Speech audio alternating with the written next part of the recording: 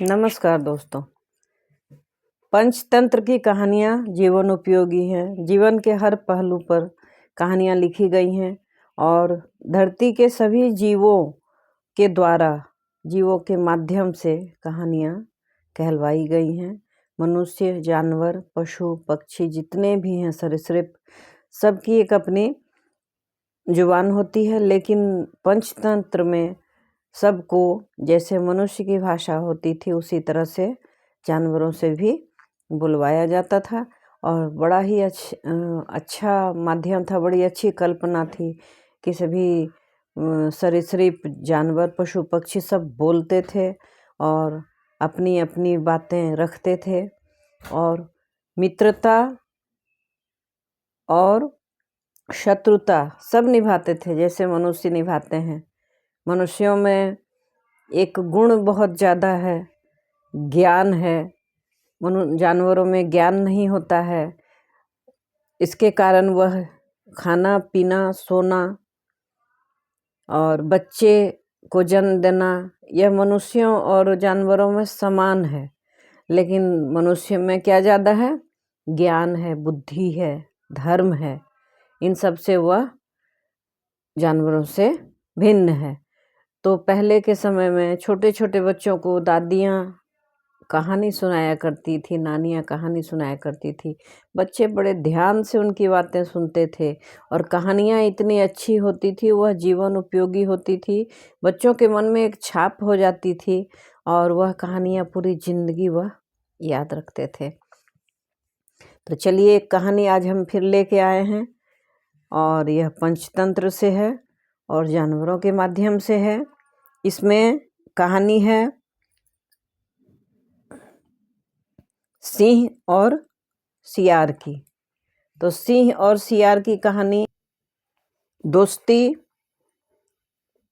की कहानी है। तो चलिए हम लोग इस कहानी की भूमिका पहले जान लेते हैं। बहुत समय पहले जंगल में एक शक्तिशाली सिंह रहता था। वह जंगल का राजा था और सभी जानवर उससे डरते भी थे। सिंह प्रतिदिन शिकार करता था और मांस खाता। उसकी भूख इतनी ज़्यादा थी कि वह बिना कारण कई जानवरों को मार देता था। इस कारण जंगल में भय और असंतोष फैल रहा था। समस्या की शुरुआत। एक दिन जानवर सब इकट्ठे हुए और उन्होंने तय किया कि यदि सिंह इसी तरह शिकार करता रहा तो जंगल से सभी जानवर खत्म हो जाएंगे। उन्होंने मिलकर एक योजना बनाई। योजना के अनुसार वे सिंह के पास गए और निवेदन किया, हे राजा, आप जंगल के राजा हैं, हमें आपसे डरने की कोई आवश्यकता नहीं होनी चाहिए, लेकिन यदि आप इसी तरह हमें मारते रहेंगे तो जंगल वीरान हो जाएगा। हम एक सुझाव लेकर आए हैं, यदि आप इसे मान लें तो हम सभी सुरक्षित रहेंगे और आपको भी रोज शिकार करने की आवश्यकता नहीं पड़ेगी। सिंह ने गंभीरता से पूछा, क्या सुझाव है? जानवरों ने कहा, हम रोज आपके खाने के लिए एक जानवर भेज दिया करेंगे, आपको खुद शिकार करने की आवश्यकता नहीं होगी।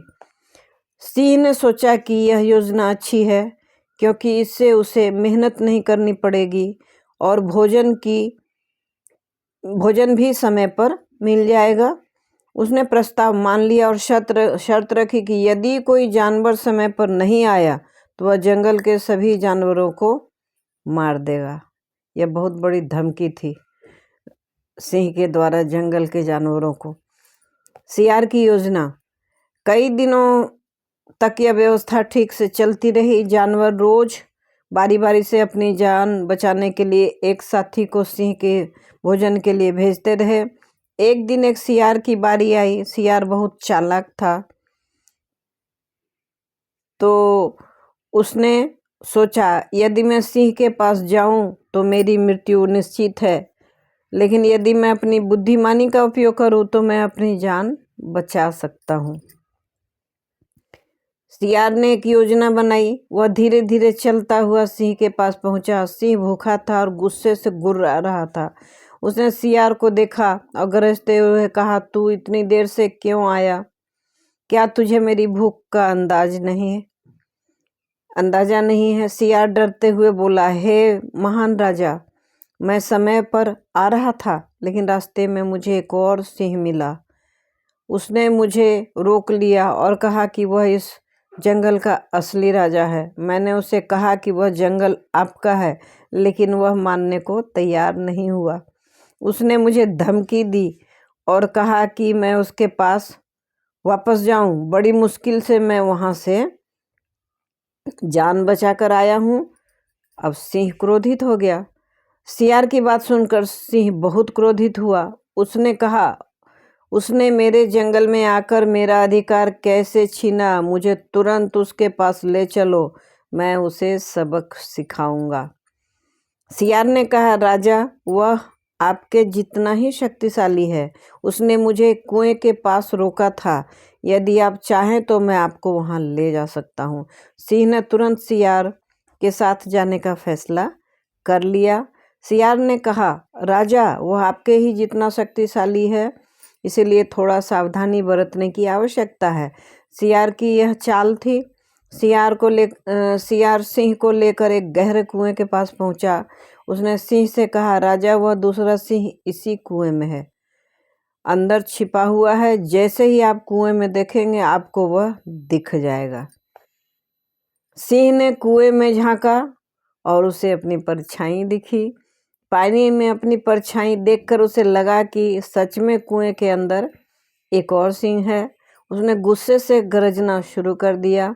उसकी गूंज कुएं से वापस आई, जिसे उसे यकीन हो गया कि कुएं के अंदर भी कोई एक सिंह है जो उसे चुनौती दे रहा है। सिंह ने गुस्से में छलांग लगा दी और कुएं के गहरे पानी में डूबकर मर गया। सियार की जीत हुई। सियार ने अपनी चतुराई से न केवल अपनी जान बचाई, बल्कि अपने मित्रों की जान बचाई। तो सियार की मित्रता अच्छी भी होती है, बुरी भी होती है। अगर वह सिंह का मित्र होता तो उसे डुबो कर मार देता, और अगर वह जानवरों के छोटे छोटे जानवरों का मित्र था तो उसने सबकी जान बचाई, अपनी भी जान बचाई। वह जंगल के सभी जानवरों को सिंह के आतंक से मुक्त कर दिया था, अपनी और उनकी जान बचाई। सभी जानवरों ने सियार की बुद्धिमत्ता की प्रशंसा की और खुशी खुशी जंगल में रहने लगे। अब नैतिक शिक्षा क्या मिलती है इससे? बुद्धिमानी और धैर्य सबसे बड़ा हथियार है। सियार ने अपनी बुद्धिमानी से अपने से अधिक शक्तिशाली दुश्मन को हराया। झूठ और छल का उपयोग कभी कभी जरूरी होता है, लेकिन इससे किसी का अहित ना हो रहा हो ऐसा झूठ बोलना चाहिए। और मान लीजिए कोई शत्रु हो सामने, तब झूठ भी बोलने में कोई दिक्कत नहीं और छल भी करने में कोई दिक्कत नहीं है, दोनों जरूरी हो जाता है। सियार ने झूठ बोलकर अपनी जान बचाई, लेकिन यह छल दूसरों की भलाई के लिए था। क्रोध और अहंकार विनाश का कारण बनते हैं। सिंह ने बिना सोचे समझे क्रोध में आकर निर्णय लिया, जिससे उसकी मृत्यु हो गई। समस्या का समाधान सोच समझकर करना चाहिए। जंगल के जानवरों ने मिलकर समस्या का समाधान खोजा, जिससे उन्होंने अपने जीवन को सुरक्षित कर लिया। यह कहानी में क्या सिखाती है कि कोई समस्या यदि आती है तो उसके लिए पहले सोचें, समझें और अपने घर वालों से, अपने मित्रों से समस्या का समाधान ढूंढें, फिर उस पर योजना बनाएं और फिर उसको कार्य रूप में परिणत करें। जरूर ही सफलता मिलेगी। या हम अगर अपनी बुद्धिमानी और चतुराई से काम लें तो दुश्मन कितने भी बड़े क्यों न हो, समस्या कितनी भी बड़ी क्यों न हो, किसी भी कठिनाई का समाधान निश्चित है। यह कहानी आपको कैसी लगी? अच्छी लगी तो लाइक ज़रूर कर दें, शेयर करें। चैनल में नए हैं तो सब्सक्राइब करें, एक बेल बटन आता है उसे भी हिट अवश्य करें। बड़े देख रहे हैं तो बच्चों को ज़रूर सुनाएं, बच्चे देख रहे हैं तो अपने दोस्तों में इसे शेयर करें। और एक लाइक का बटन है उसे आप दबाएं। अच्छा नहीं लगे तो डिसलाइक कर दें, लेकिन अपना प्रेजेंस जताएं। Thanks for watching.